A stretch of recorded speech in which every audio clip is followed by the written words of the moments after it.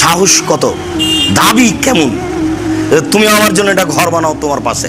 কই এই কথা তো বলছেন না যে আমাকে দুনিয়াতে কিছু দাও, বলছে আমার জন্য তুমি একটা তোমার পাশে ঘর বানাও, আর এদের থেকে আমাকে রক্ষা করো মানে, আর আমি এখানে থাকতে চাই না, ওই ঘরে চলে যাব।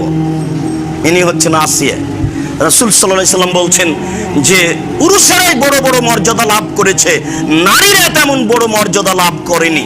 জাহান্নাম বলতে নারীকে বুঝায়, জাহান্নাম বলতে নারীকে বুঝায়। কিছু পুরুষ থাকবে, জাহান্নাম বলতে শুধু নারী আর নারী, জাহান্নাম বলতে শুধু নারী আর নারী, কিছু পুরুষ দেখা যাবে।